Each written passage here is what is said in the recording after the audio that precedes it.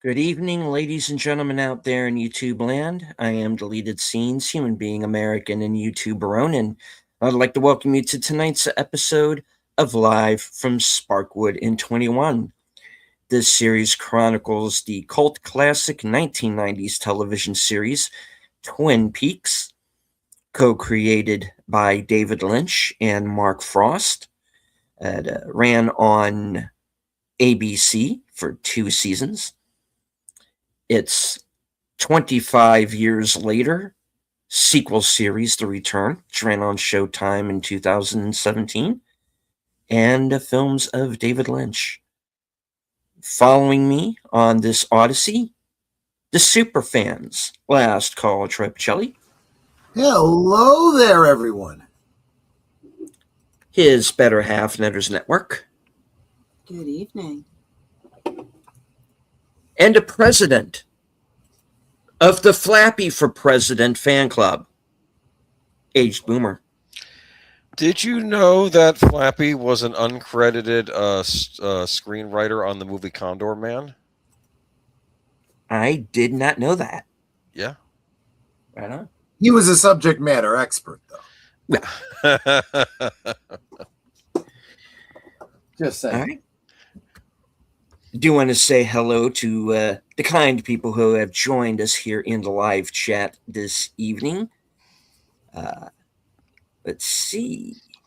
Channel member JPRPH1.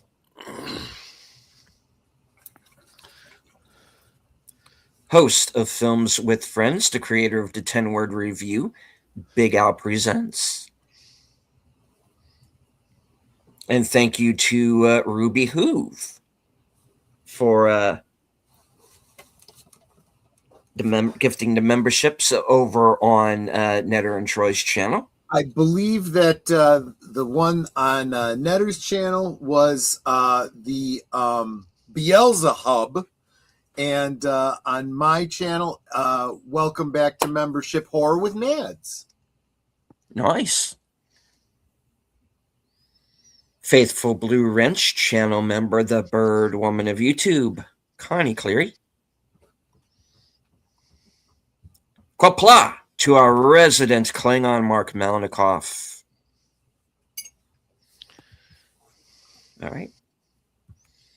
And Connie dropping the member chat member for now 2 years. Thank you, Deleted, Troy, Netter, and Boomer. Thank you. There will be just a little bit of a housekeeping here. I am planning 2 member streams before the end of the month, so stay tuned. All right. Thank you, Ruby Hoove, for the $2 super chat. Hope you all have a fun evening. Well, that is indeed the plan. All right.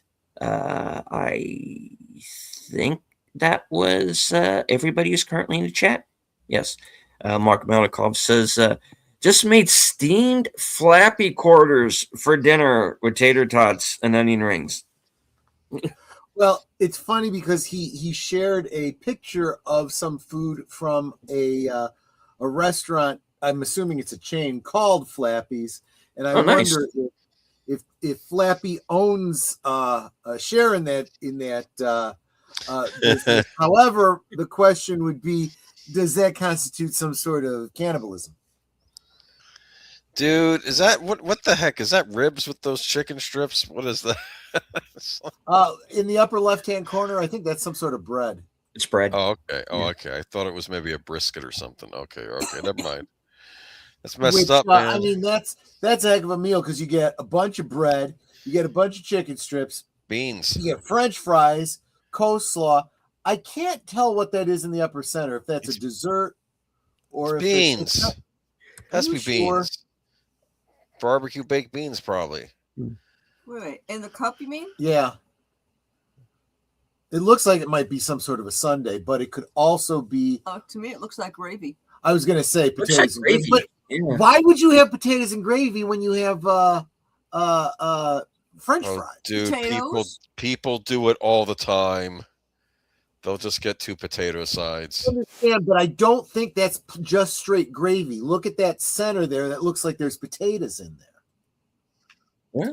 A coleslaw on the right. Okay. Yeah, where is this place? I want to go there.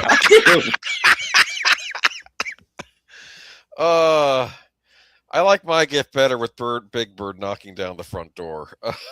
Just okay, never mind. Yeah. Okay, so yeah, all right. Apparently, somewhere there is a chicken joint called Flappy's, and if it is near you, looks good. Check it out. It's like Zaxby's. Yeah. You realize now I have to Google it to find out. It's literally Flappy's fried chicken, Louisiana style. Okay, Oh. Louisiana style, which is yum. Yeah, that's gonna be good stuff there. Yeah, I mean, and I was today years old before I found out Vinegar Syndrome has like a physical store that you can go to. Nice. It's in It's Colorado, interesting. but you have to go. So It's on the there. There you go. on the lower right of that picture, there is you can barely see it. It goes off the right of the picture. That is a dipping sauce that they have.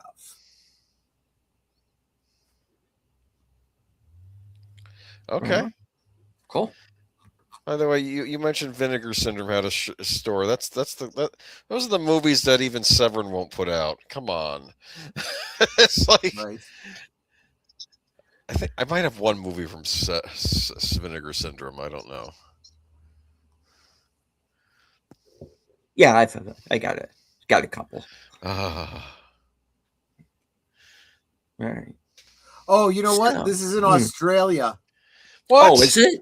Yes, Man. Boo! I know. Why should they get all the good stuff? Dude, they might have koala on the menu. Hope not. I heard those things are tougher than they look. Yeah, I wouldn't mess with them. No. Coleslaw, Right. crinkle fries. It is mash and Creole gravy is what that is. So it is a mashed. So you're getting both mashed potatoes and French fries in that dish. Honestly, I think the American version. This is Zaxby's. They remind me of Zaxby's tenders. Potato toast is what that bread is. What? Yes, potato So it's toast. potato bread. Well, yeah, absolutely, and you can make toast out of that. Absolutely. So that means it's a hearty, dense. Man, that is one heck of a hearty meal. Yeah, well, there you go. They're advertising Louisiana style fried chicken in Australia. Where do you? Well, think about it. It's exotic out there because it's from the U.S. This is what I didn't understand about Goldfinger when I was a kid. I'm like, it has all the Bond elements, but Kentucky is not an exotic locale, and I expect an exotic locale in my Bond movies or Bond books. And I realized for the English, Kentucky is an exotic locale. That's what I didn't. I mean, I realize. suppose you're right. Yeah. Let's see locations: Penrith, Sydney CBD, Melbourne, Miranda, World Square, Eastern Creek, Melbourne Central, and 4 more locations on the way. Okay, well, good luck to those I'm of gonna you have over there to- at Flappy's. Yeah. I'm going to have to reach out to Analog Toys and see if they've ever frequented this Flappy's. It looks tasty. Yeah. Indeed. Okay, cool. All right. Well, let's get on with the actual crux of the show here. And hello to Ian Mangum. Welcome. All right. So, has anybody seen Gavin? Nope. Can't help you there. All right. All right. So we have episode 6 of season 1 of Twin Peaks. The link for the Cosme should be pinned to the top and or the bottom of the chat, depending on whose channel you're on, because it's YouTube and they do silly stuff like that. All right. So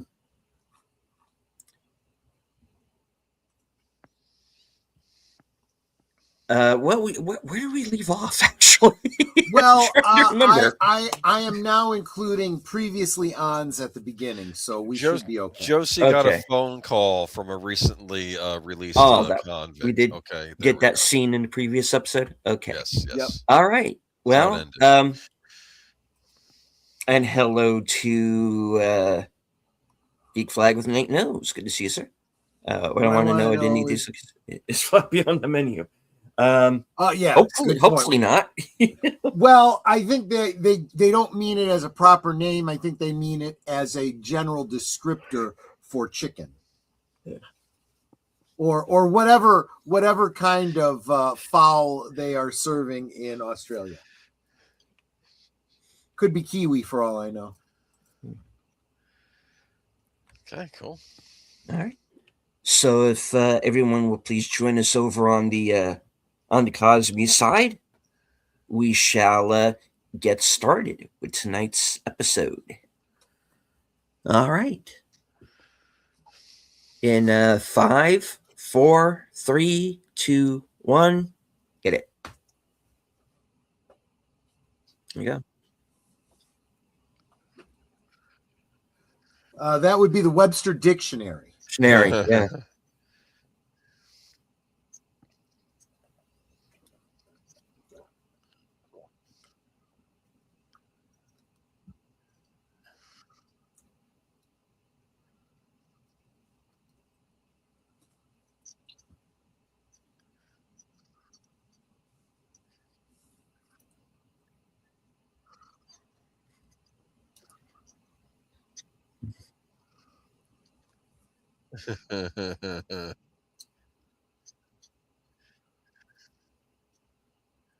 I don't think anyone's okay in Twin Peaks.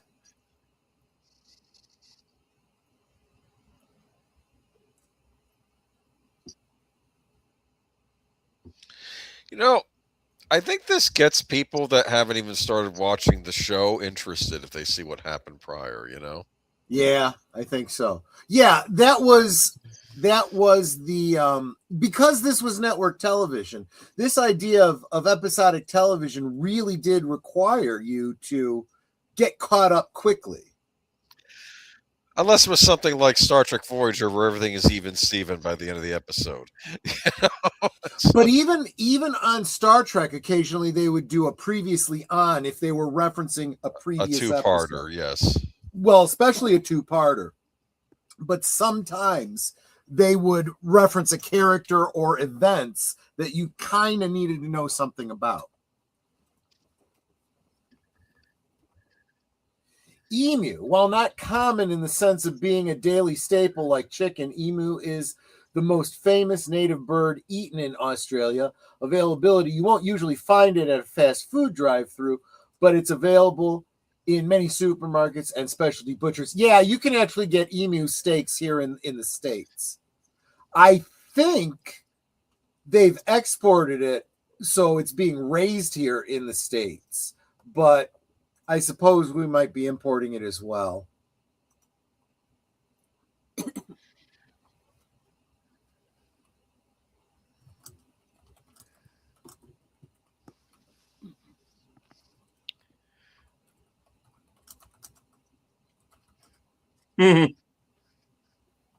The Norwegians.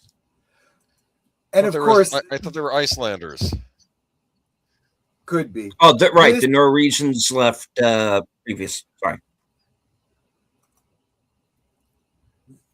And of course, this piece of audio is preserved on the audio tapes.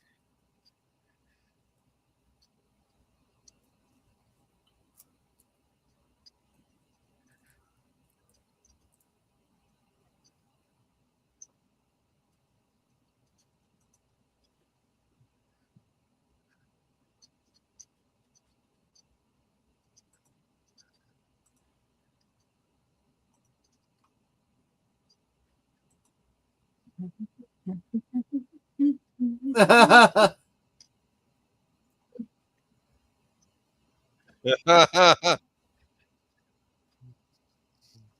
mean, they sing all day and all night. please, and lots of it.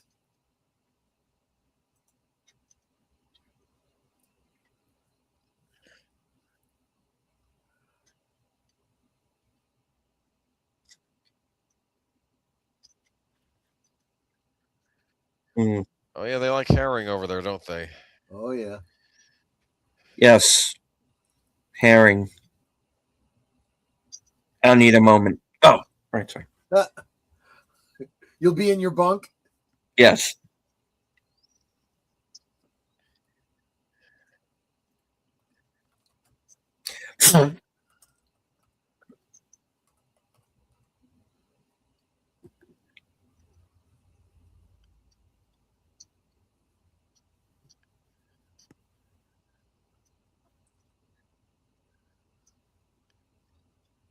It wasn't that long ago.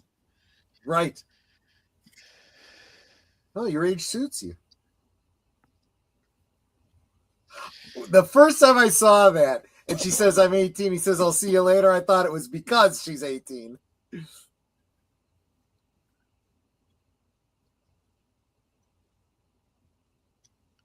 Jerry.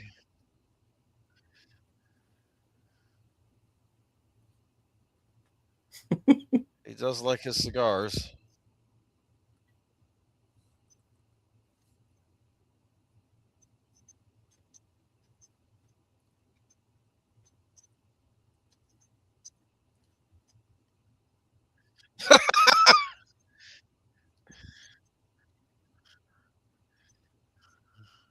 Now, did he physically go to Yes, Iceland?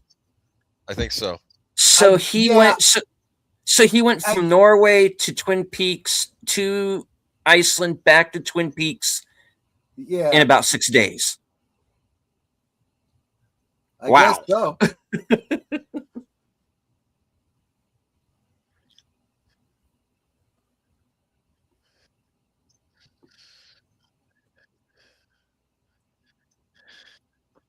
Dude, he's kissing the leg of lamb.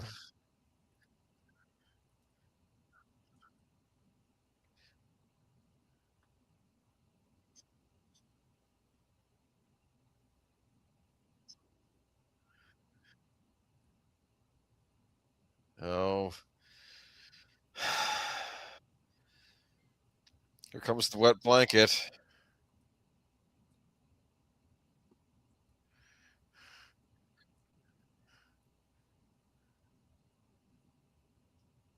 What was Leland's profession? Attorney.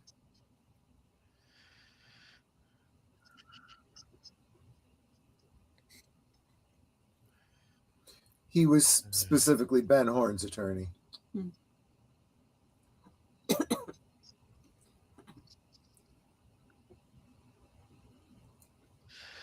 Wasn't there an Alfred Hitchcock Presents episode about someone who was murdered with a leg of lamb? Oh, and then they served it up Yep. to the police officer. Yeah. Mm.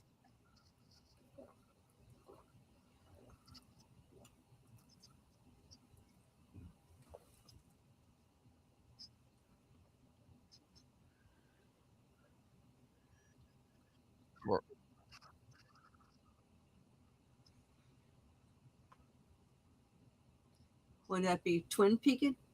Exactly. This when this episode was filmed, that's when the promotional stills were filmed of him with his tape recorder outside. I'm not sure if it was outside this house or not, but you see him.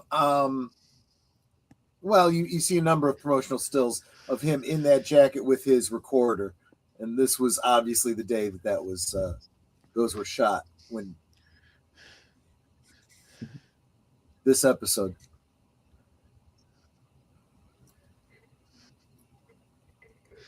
You know, I was about to make a joke about Andy taking a bite out of the donut Cooper had already bitten. Yeah. And he did. Yep. He's going to hand it back to him without him noticing he bit out of it.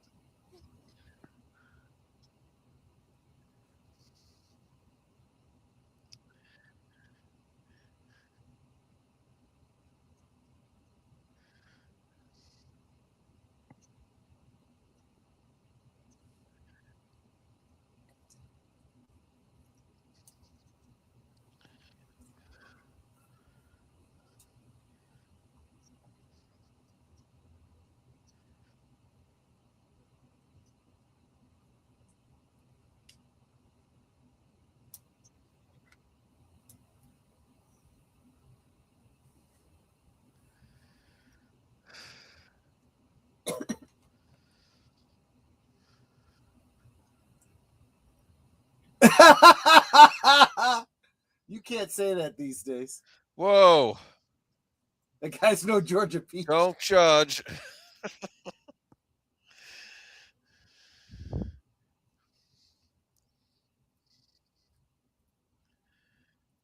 Oh, look.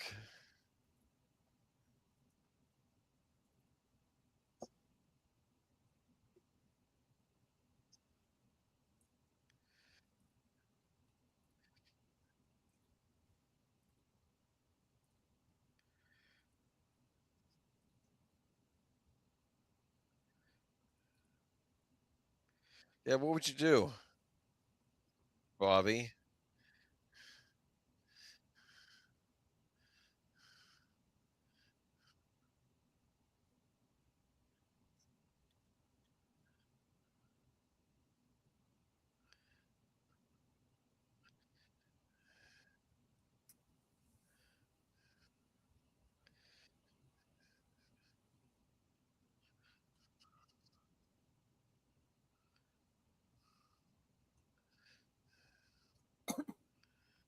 Mm.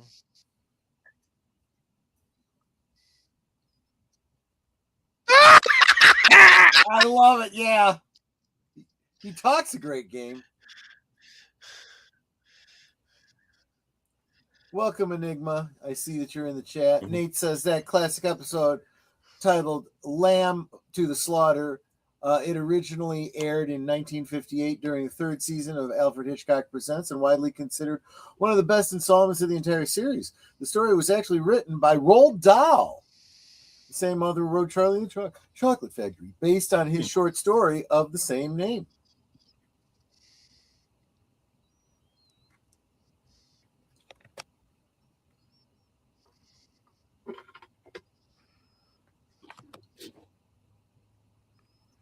You expect it more from a kid like Bobby, Mark, not from a sheriff's deputy who drops his weapon and it goes off. I don't know Because if I would have apparently laid it he on was that carrying thick. a I just would block. have said him and this guy Jacques were arguing and leave it at that. Not about Laura. Leave Laura out of it, maybe. It He might. said way too much. Yeah. It seems like it's too obvious a frame job. Just say maybe.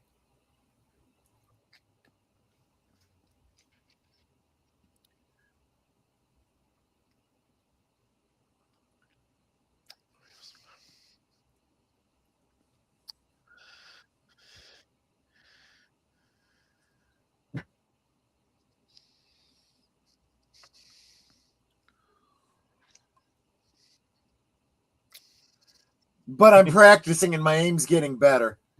Yeah.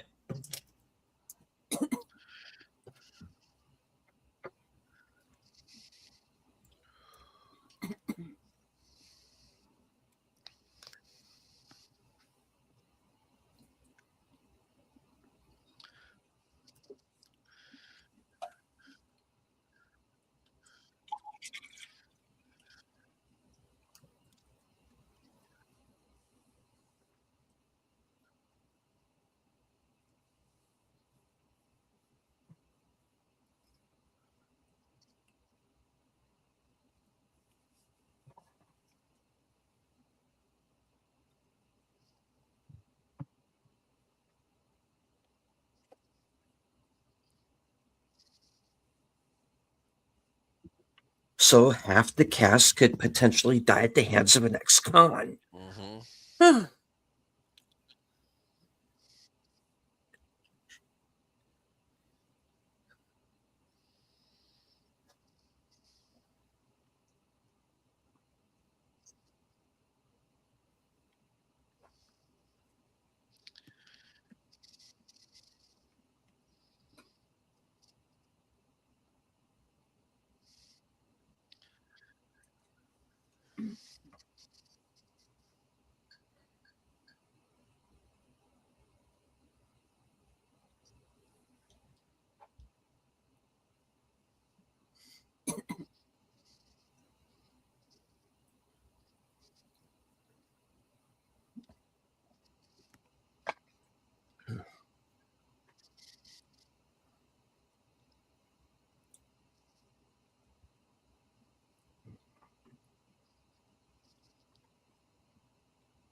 Yeah, well,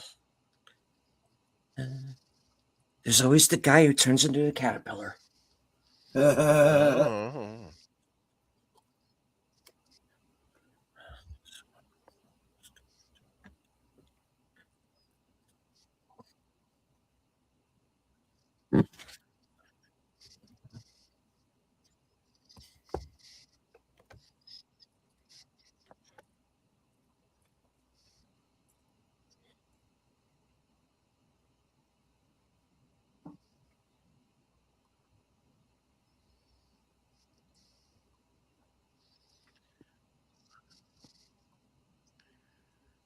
Thanks, I'll be Ralph.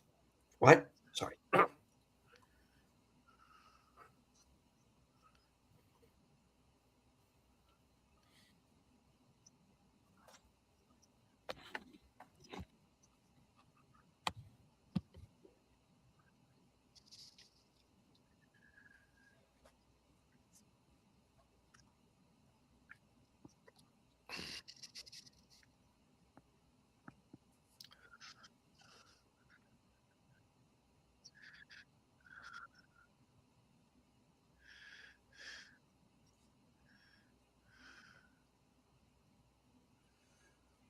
Hashtag me too before hashtag was a thing.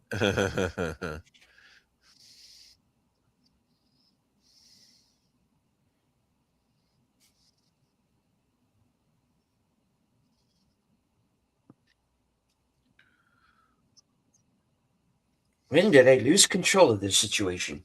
Right off the bat. Okay. I think she kind of went about that the wrong way too. She might have just pointed out that, my father is your boss, but he's not going to be forever. Eventually, I will be inheriting this business. Mm-hmm. Yeah. Just something to think about. Or to quote Jack Nicholson, think about the future.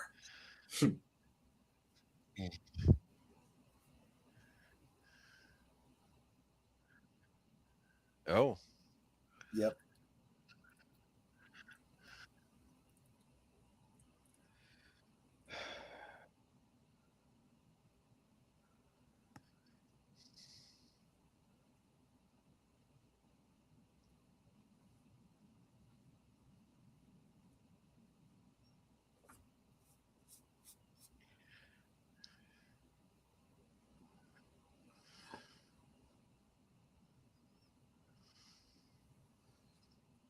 And plays Parcheesi. Oh, I thought you were gonna say patty cake. Well, that's if she finds a place to shack up it in Toontown.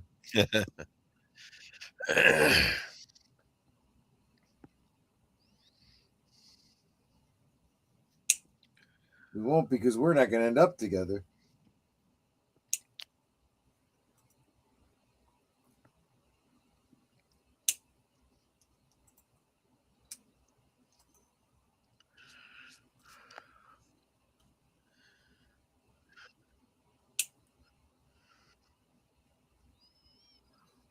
That's a very interesting take, because in a way it's kind of true. Well, I want a jelly. There you go.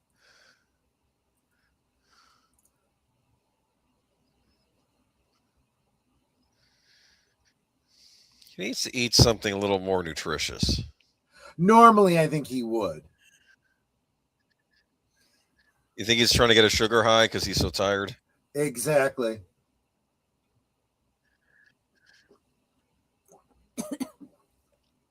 In fact, you do tend to crave sugary things when you're tired, which is why many dietitians say if you're trying to lose weight, make sure you're getting good sleep.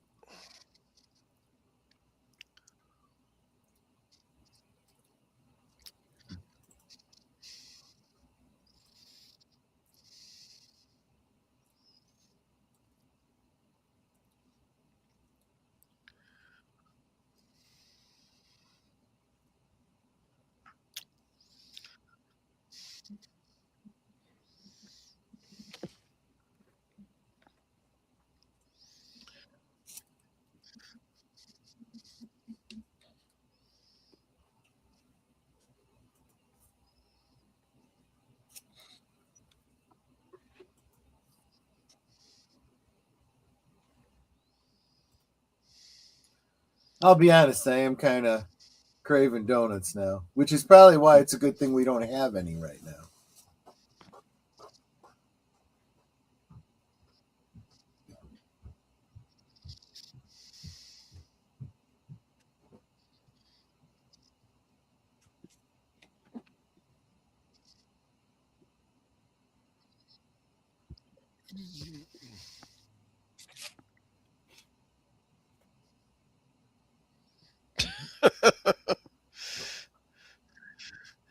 It's nothing like an all-American diner, huh? Right.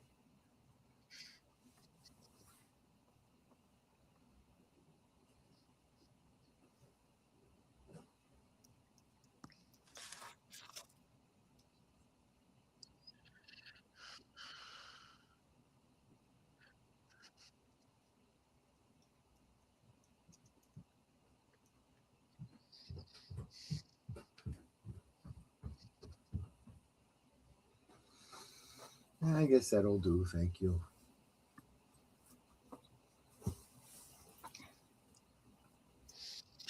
You're talking about the fresh baked cookies I made.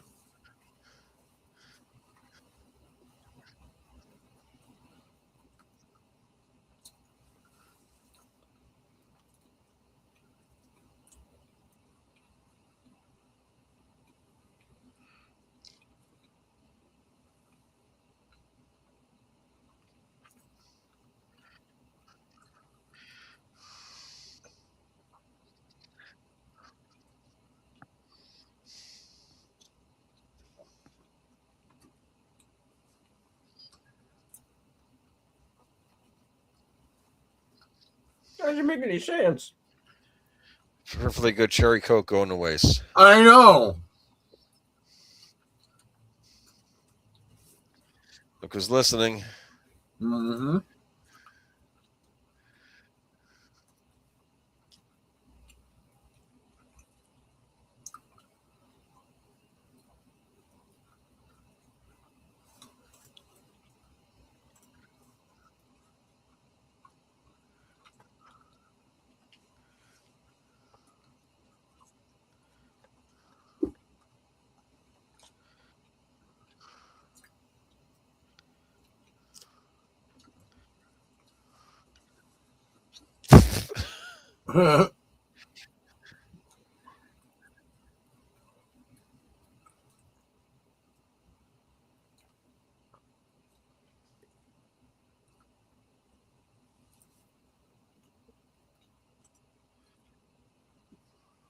Yep. Did you pay for that coffee? Oh, he may have done.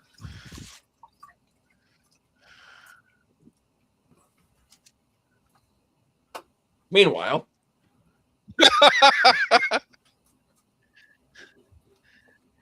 Oh, I love this show. Invitation to love.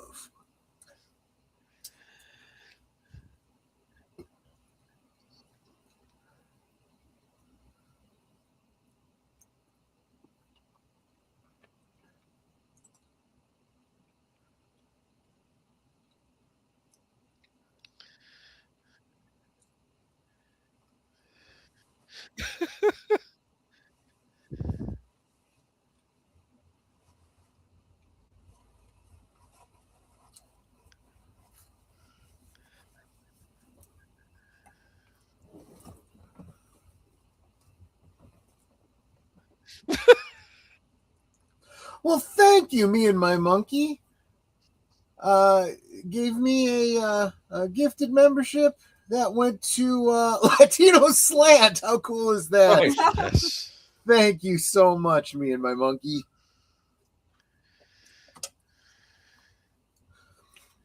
So I think it's intentional, but a little bit of a gag that you had the Briggses sitting up and Dr. Jacoby lying back on the couch.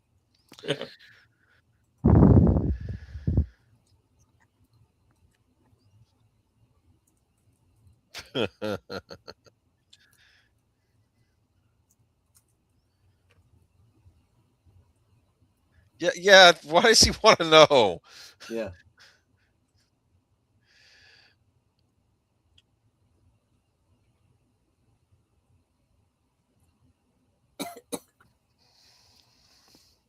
As a matter of fact,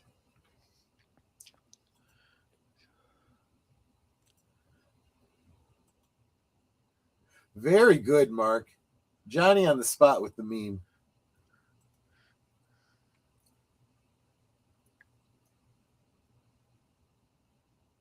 She told me.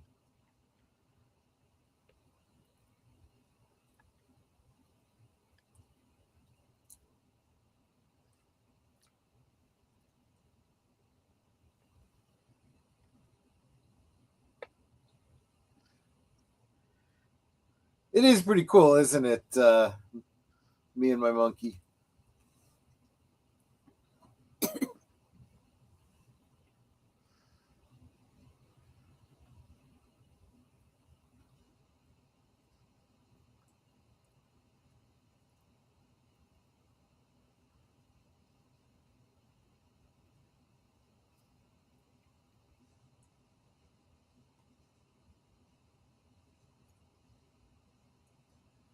And thank you for being a member for 6 months, too.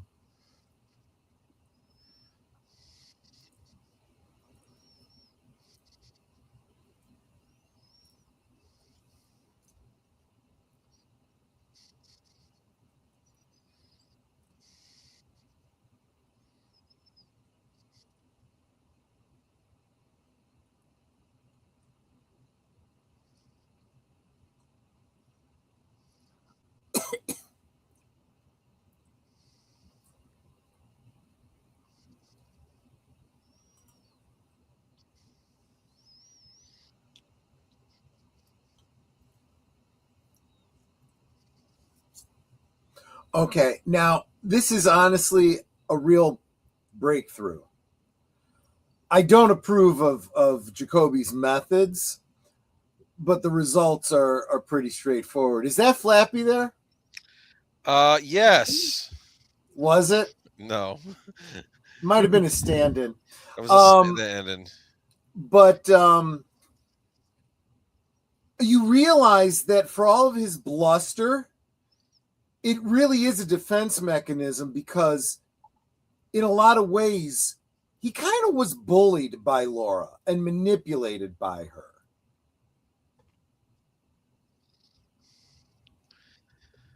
Okay, so that bird is a crow, which is of course a carrion bird. Yeah, Flappy didn't care much for crows. That's funny, Mark.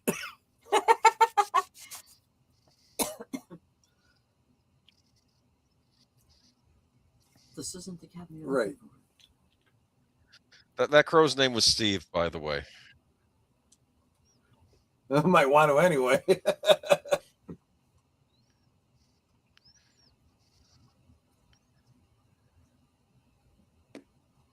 Actually, I don't think so. The more I think about it, the more I think it's Waldo's stunt bird. Funny. No, I mean, you know. Waldo once brought. Oh, never. I'll tell you later. Margaret Lanterman, good evening. Well, Well, you did, and it's your house. yes. You'd think they would have known that. Exactly.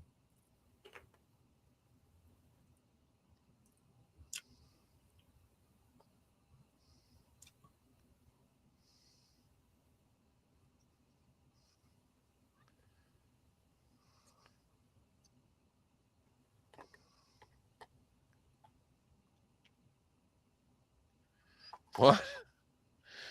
Well, then I won't do that. Well, don't blink then, huh? Yeah.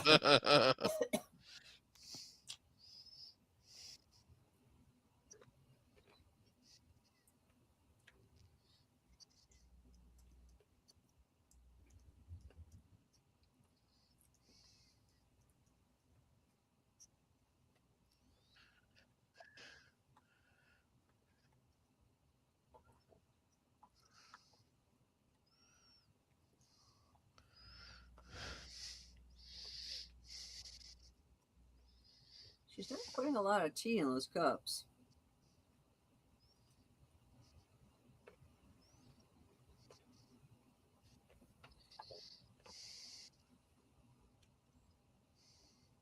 Mm.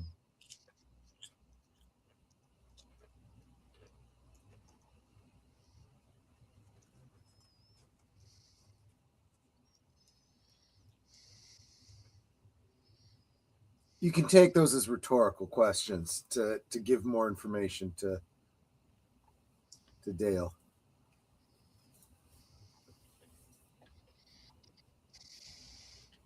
You would have to. Yeah.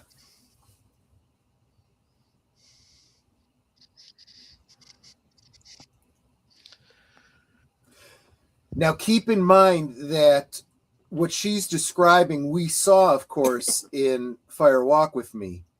We know she didn't see them directly, but she was aware of them. We saw her reaction to them.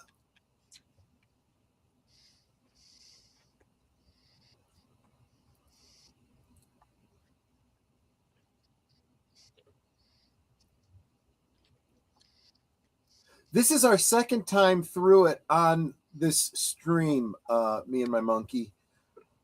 We're doing we did a deep dive the first time through. Now we're doing a deeper dive, knowing what we know now kind of a thing, having seen the entire series, including the third season.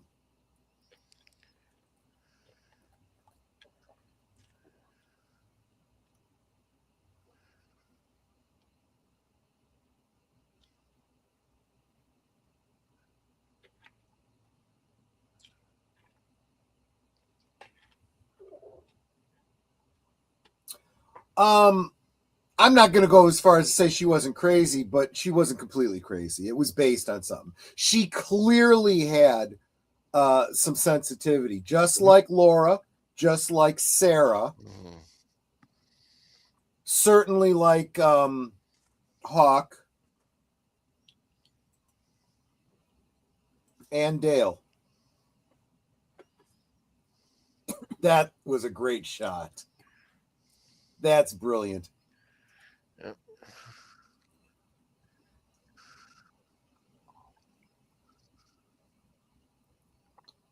That's one interpretation, Enigma, but in Twin Peaks lore, what Hawk said was kind of literally true. We have seen that spirits can become trapped in wood.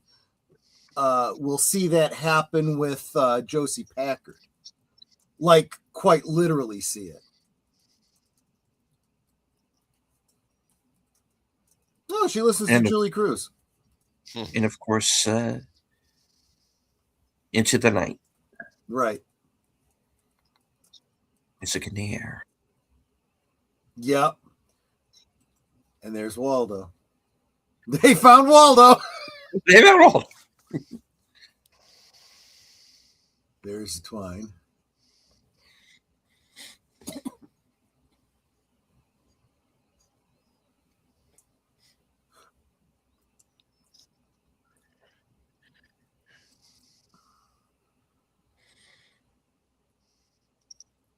There's the other part of the poker chip.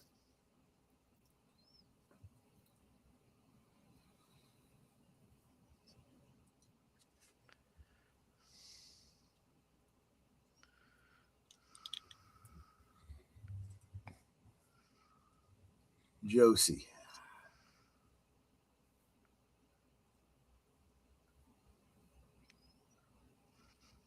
Mhm.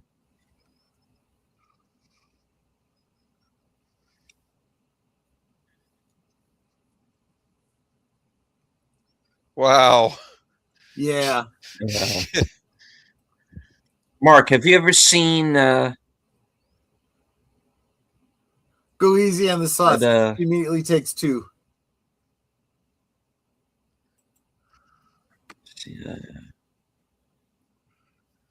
Yeah, he's like, well, if I get lucky.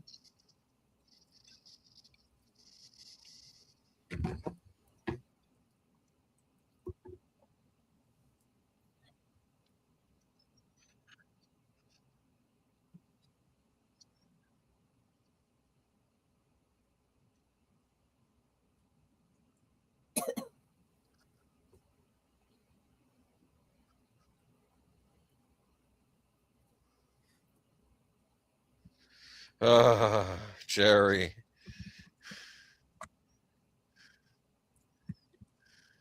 He's a little squirrely. Yes, he is.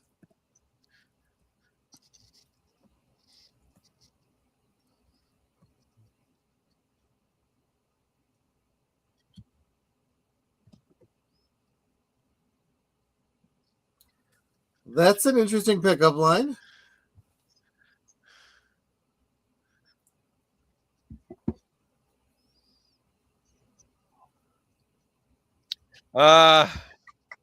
Yeah.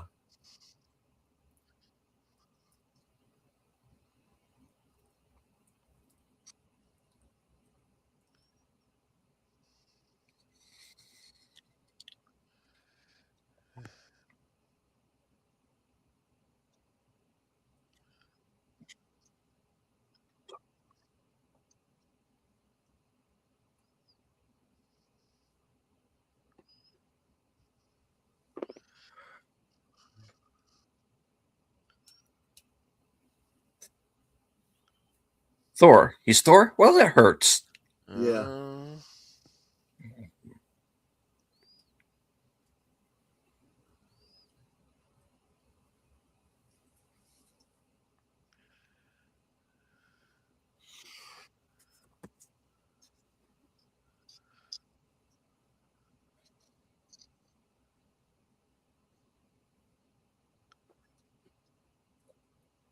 And she's making enough noise. Yeah.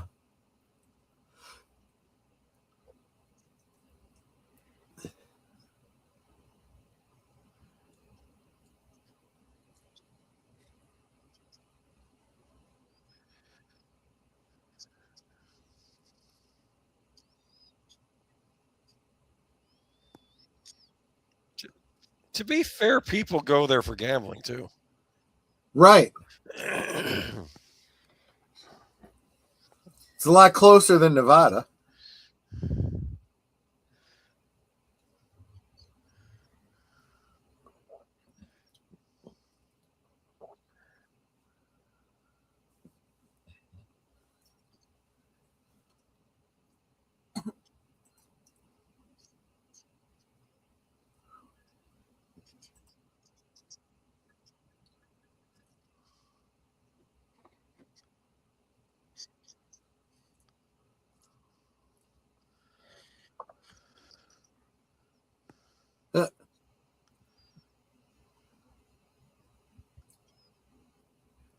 Gotcha now. So I kind of wish the show would have gone on a bit longer, because one thing I would have loved, well, of course, the second season ends up with her, in a coma, getting, blown off the wall. But I would have loved to see more of her, going around, getting everybody's secrets, being mischievous and voyeuristic, but accumulating knowledge about people's secrets that she could then broker later on.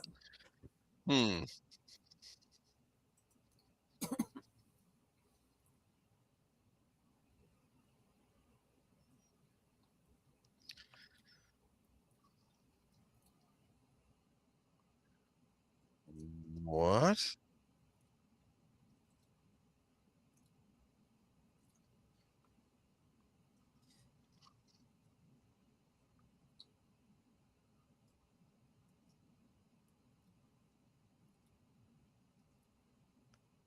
And she kicks off her shoes. I love that. If I'm going to dance, I'm going to kick off my shoes.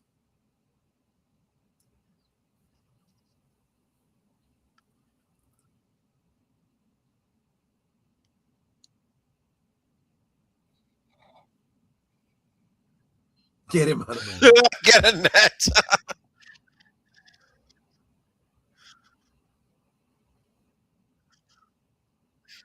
And she's like, okay, it's part of the dance now. I love that. And then everyone starts doing it.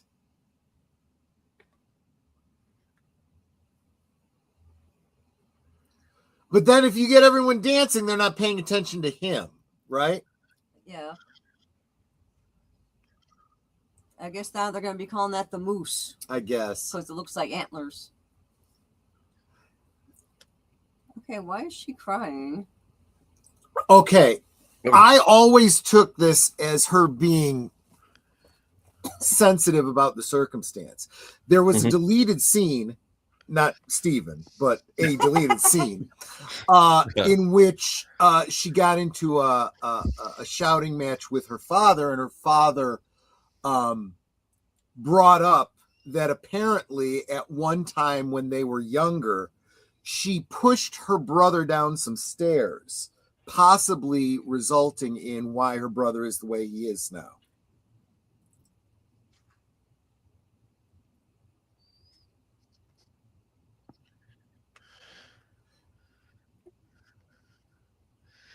And that was the reason she was crying.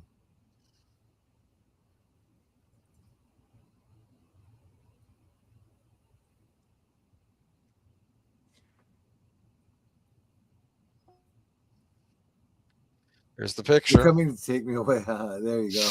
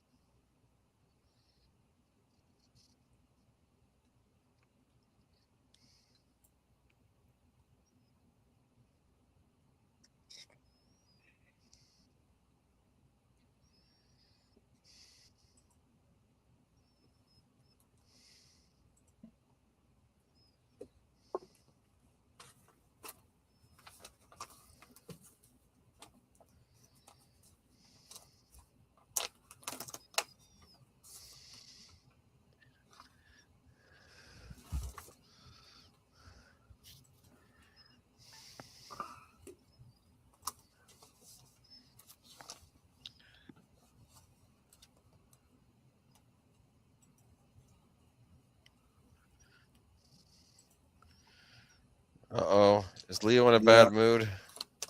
Leo is always in a bad mood.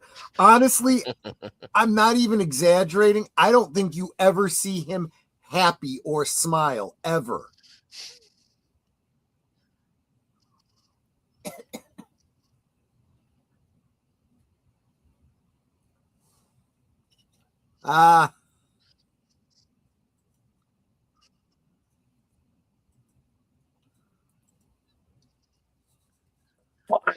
You know what I like With about trouble. it just shows how nasty Hank is if he can intimidate Leo, right? Yes. And it establishes that there's a pecking order. It's very clear that he comes down on Bobby, but then Hank comes down on Leo.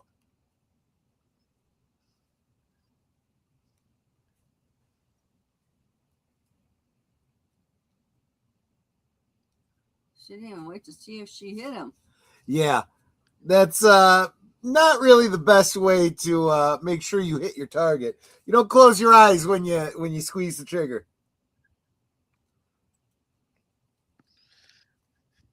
Haha, I've escaped. Damn it. They haven't adjusted it yet, it seems.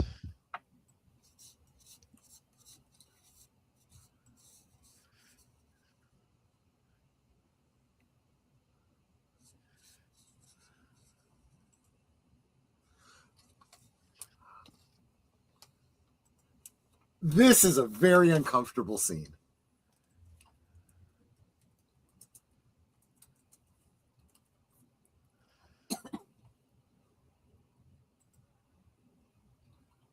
That's character building.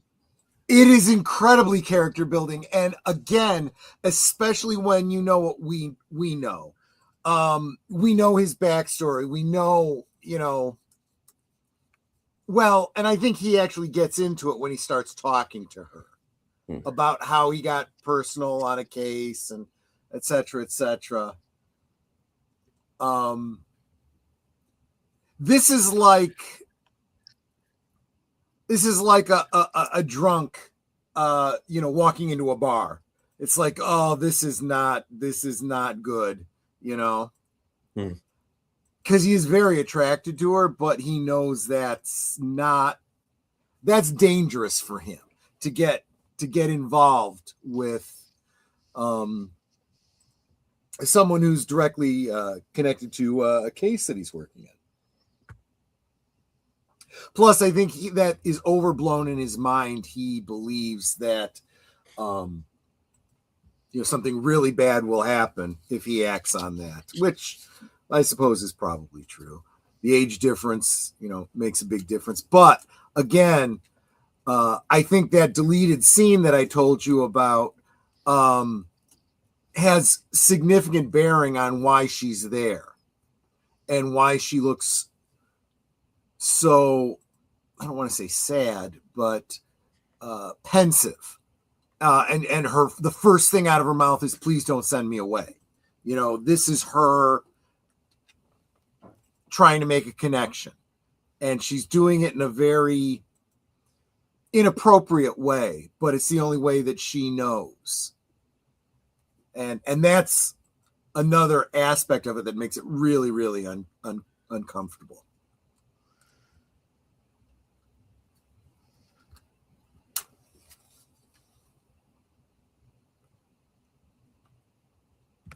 And Mark says, now I have to wait to see what Cooper does. Yes, you do. Yeah. Mm-hmm. We're not going to ruin it. But, this is,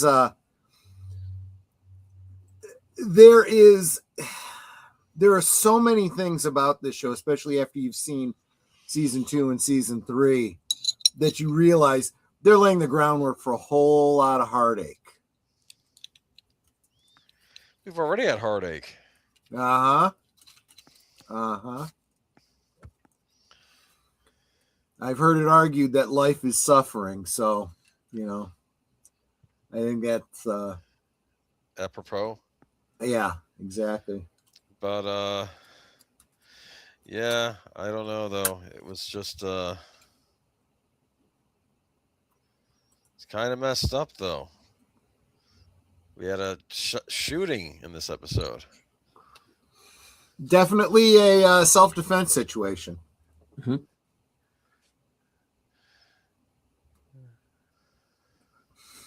But then again, keep in mind this is Washington State. I don't know what their gun laws were in the 90s, but they're pretty oppressive now. We don't even know if she hit him.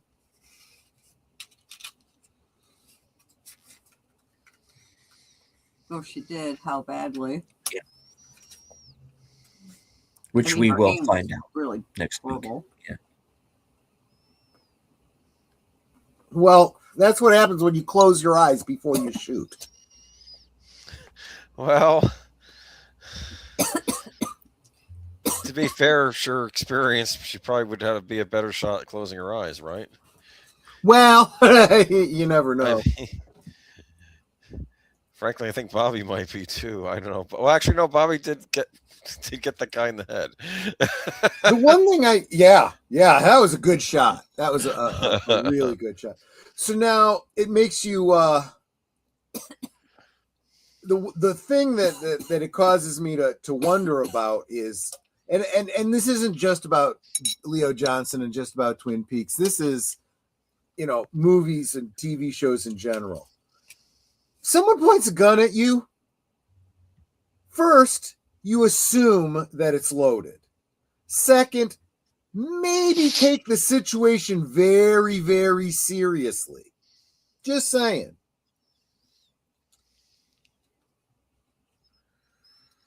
I don't think that's unreasonable. No.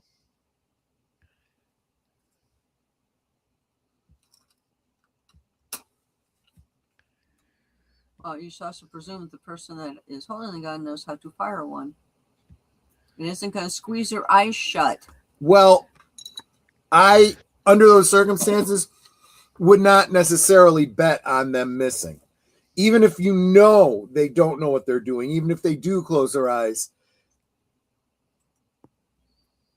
there is still a high chance that someone's going to get hurt.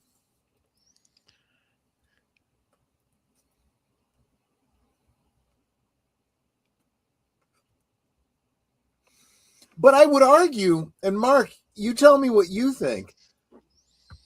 But I think she actually did follow the 4 rules. She treated the gun like it was loaded. I think she knew it was loaded. She didn't point the gun at anything she wasn't planning to destroy. She knew what her target was and what was behind it.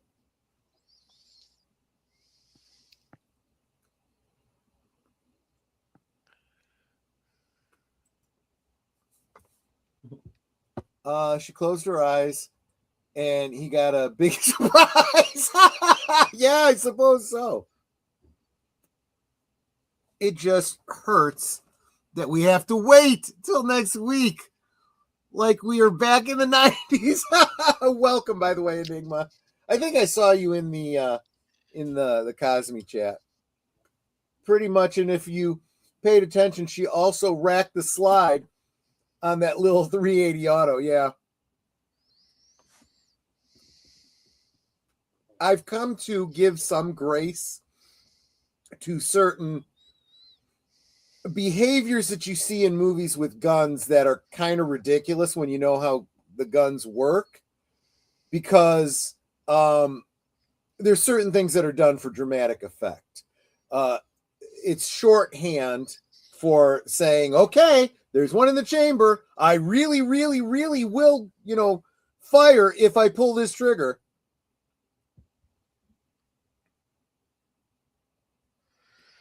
And it happens. Mm-hmm. How do we feel about Dr. Jacoby this episode? Again, I did not approve of his methods, but the results were pretty clear. He actually did, draw out some insight into Bobby and kind of force Bobby to address it himself. Things that I think Bobby has been aware of and wrestling with, but trying not to confront consciously. Right. His bravado and his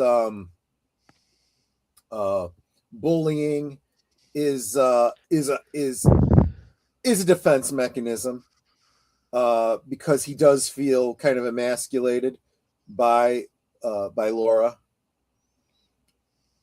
He also feels some guilt.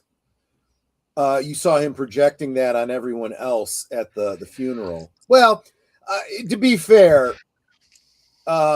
he was at least honest, because he said all of us, not just all of you. He called them hypocrites, but he acknowledged his role in Laura's situation. And the weapons handling always needs that I'm serious, and is showing with the weapon. Wrong, but it conveys speechlessness. Yeah, see, that's the thing to keep in mind, that they're not going for weapon accuracy. Usually they're going for narrative need, and honestly, that's why I think sometimes this kind of thing is very egregious today, because at least in something like this, you're like, okay, I get the shorthand they're going for and why they did that. They chose storytelling over accuracy, right? Mm-hmm. And it's not just with guns. There's lots of things that they do that with in stories like this. But nowadays, when you have such horrible writing, it's not like they're trying to convey anything. It's because they don't know any better, for real. They know their own lives, and that's what they write about. Right. Their own lives, where they don't have to carry the guns themselves. They hire people to carry guns and walk around them. There you go. I mean, you don't want them carrying guns because No. you know you could end up getting shot behind the camera. Who's the heir apparent to David Lynch? I guess I've asked this before. Maybe there isn't one. Jennifer? Well, I guess she's literally the heir. Yeah, I mean, there is no one like David Lynch. I if you can think of an auteur that's doing, you know, unique, thought-provoking stories like David Lynch, even if you could say he's like on the same level of talent, it's apples and peaches. From a self-defense standpoint, sorry, Yeah. I missed it. Yeah. From a self-defense standpoint, she also warned him, "Come closer and I'll shoot." He tried to close the gap and got shot. F around and find out. Yeah, I mean, that is, of course, there's no body camera on this. You know, we saw it as third-person audience, but that's not going to hold up in court. But in the truest sense, that fit all the criteria for you miss 100% of the shots you don't take. Alec Baldwin. Nice one, Mark. Mm-hmm. Enigma says, and sadly, Rust was a good film. Had Alec Baldwin been even more wise and less liberal. Yeah, I've seen it. It is a good film. And I am recommending it with a caveat, of course. You know, I get it, but the thing you have to understand with Rust is that was the big story when I first became involved with YouTube, and I used to do, for those of you who may not remember, I used to do this show called Saturday Serial. With a fella out of the UK named Matt Allen, who actually lives here now, to go to the US of A. But he had a show called Saturday Serial, and I did like about 27 episodes of it. And we very consciously decided not to report on Rust because we didn't know all the details yet. And we wanted to wait. So when the story finally came out and we had a good idea of what had taken place, that's when we kind of took a deep dive, because, you know, Matt has worked on film sets and, you know, around, you know, film sets where, you know, they use, you know, firearms and, you know, knives, blades, you know, because he's worked on action films and on horror films. So they, you know, and they were always very careful about, you know, the chain of, there's a word for it, kind of chain of custody when it comes to weapons on the set. So he was very well versed in that. And so that we felt, okay, we could go into that. Now, because oh, sorry, I was going to say in the 2A community, especially the 2A YouTubers, there was a lot of discussion about it, and you know, there was a lot of we know what kind of gun was used, we know what happened, this and that. Actually, Brandon Herrera has a really good video about it where he takes the claims and he goes, look, we don't know the details, but what we do know is what Alec Baldwin said happened. And they tested, and he knew before he tested because he knew the gun. He's like, yeah, there's no way this goes off under the circumstances he said it went off. Yeah. But when Bill and I, Outlaw Bill and I, decided that we were going to do Rust for our Western program. And that was one that we mulled over for a while, and we questioned, you know, should we, you know? Then we decided, you know, because both of us had been talking about it for so long, And Had you already like seen it at that point?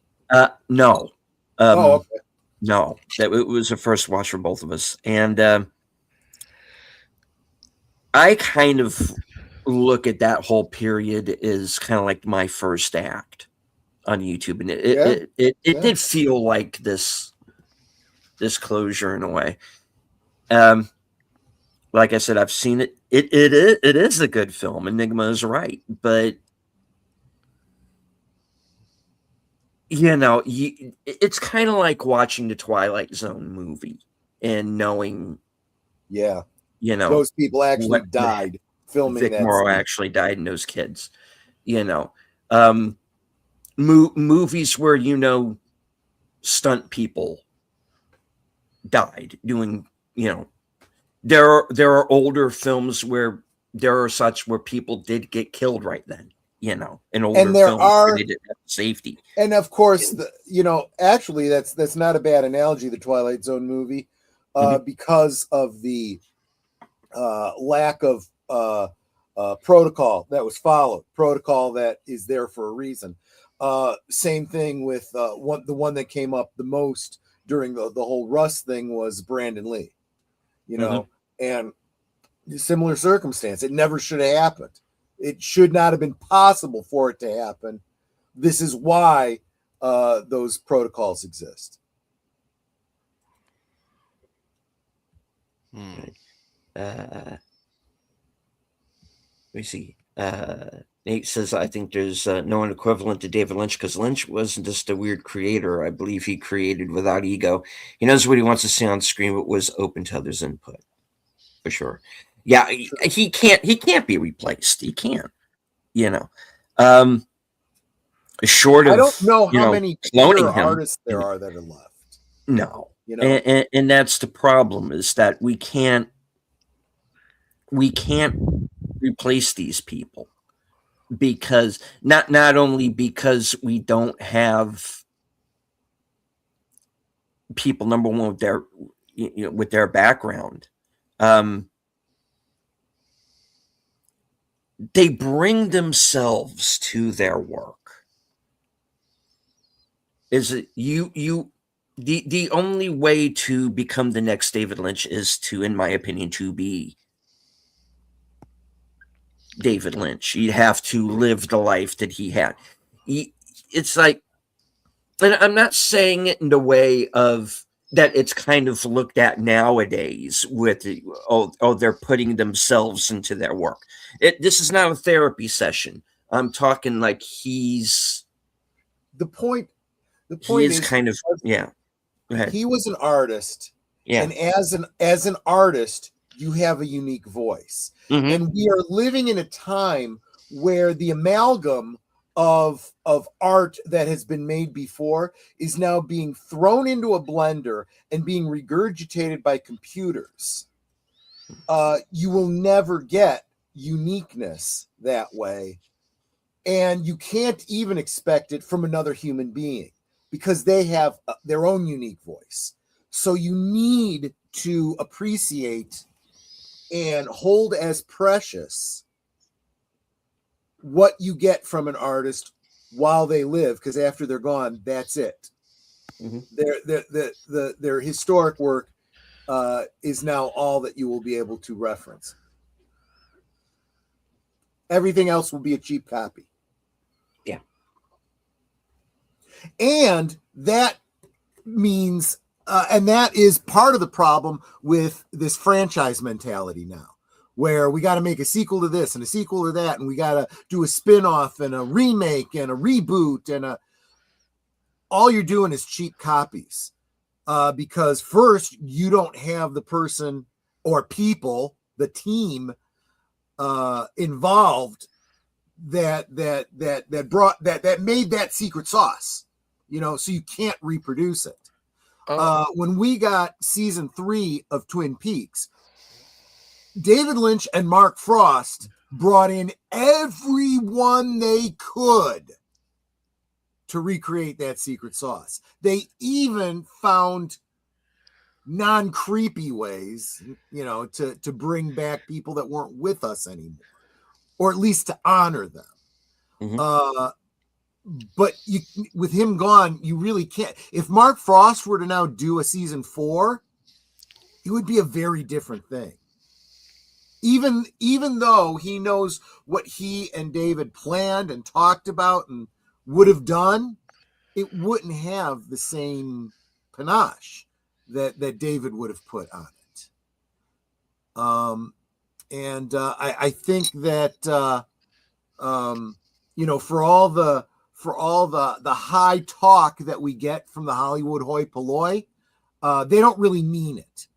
What they mean is, I want a piece of that somebody else made. I want a piece of that. So I want to, do what I can to preserve George's message and his insight and his, no, you don't.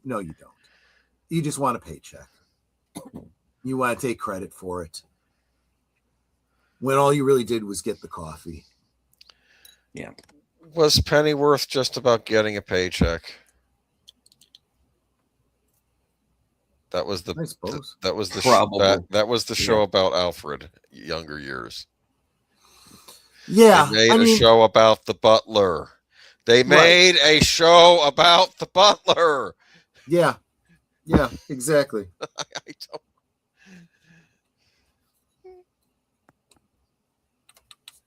Oh yeah, well they want to do for the longest time wanted to do a Spider-Man movie about Aunt May. That's that's a movie we're all clamoring for. Let me tell you.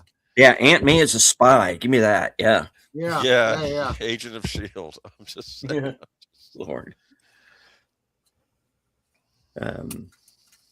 Mark Malikoff says it's become a real source of contention over single action revolvers and what happened. Several gun tubers did their own tests, and well, we know what likely happened. Yeah. Treat every gun like it's loaded. 1 of the 4 rules. Yep. Nate says entertainment used to be mostly prime steak. Now it's all hot dogs. We used to have cinema made by artists. Now we have McMovies. Yeah, I mean I've talked about this many times. It is, and there's just a different feel to movies nowadays, and why I think movies like Project Hail Mary and movies like I Swear are working is because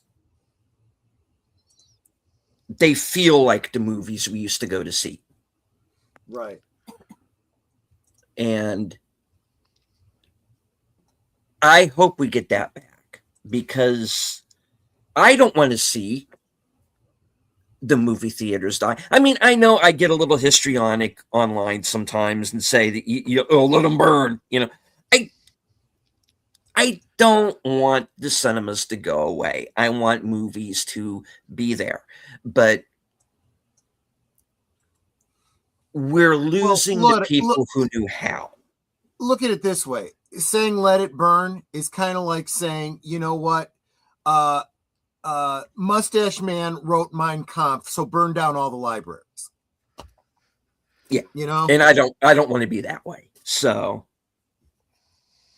yeah. And now we're reading from the Turner Diaries. I'm sorry, we're fired. Okay. All right. Well, we do have a program coming up here very shortly.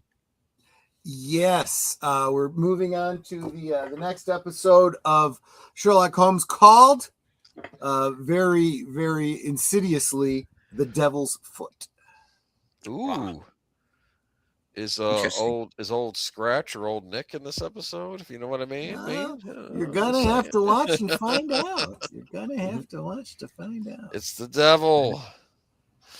That's right.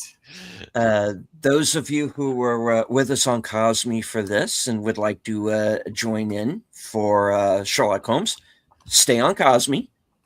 And Troy will get that started for you here in about 3 minutes. In a few moments, yeah. And so what else do you have coming up real quick? I'll, of course, Netter can tell you about Thursday, but Friday, Boomer and I will be hosting a karaoke stream, starting out for maybe about the first half hour here on YouTube, and then we will be moving over to the Green Machine because it is the platform of freedom. That's what I got coming up this week. Yeah, Thursday I don't have a guest. Right now it's just going to be us all shooting the breeze, but it'll still be fun. There you go. All right. Boomer. Just Geeky Geezers on Sunday, and of course you can catch me on Friday stream with Troy. Yep. And I'm All right. guesting everywhere. True. She'll be on all of those streams that we just mentioned. Yes, there we go. Right on. I'll be doing all the clicky things. Right. Indeed. As for myself, tomorrow night at 9 p.m., I am going to be joining Lieutenant Giratina and a panel of guests, most of whom I will be on with for the first time. So this is going to be interesting. And we are going to be discussing the Jean-Claude Van Damme film Lionheart. Okay, cool. Yeah. AKA AWOL in some places in Europe. Also, Thursday at 5:30, I am going to be joining Outlaw Bill for Action Theater. And we're going to be watching the Sin City sequel, A Dame to Kill For.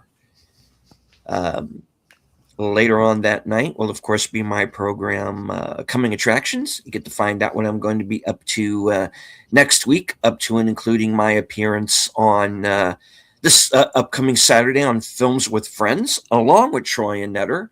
And, of course, Big Out Presents. And we're going to be watching from 1967, the Don Knotts comedy, The Reluctant Astronaut. This is, of course, very, very apt right now because we do have the moon mission taking place right now. So, yeah. All right. Any final words before we wrap up the program? No, I just want to thank everyone for coming along on this journey back into the Northwest Passage, back to Twin Peaks. I want to thank everyone that gave us gifties. That Absolutely. was so sweet Yes. and kind of you. Together we grow. Flappy lives. That's my 2 cents. There you go. See, now we got to get t-shirts made with Flappy on them. It'll Probably. happen one of these days. Yeah. And, of course, as I always say, at the end of every broadcast from HQ, and all points north, south, east, west, and beyond. From the corner of Sparkwood and 21, good night, take care, stay strong, be safe and healthy, because this is how we win.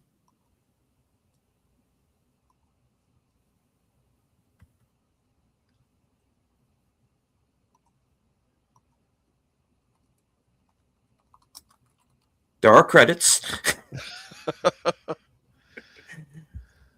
Oh, I am about to put them up.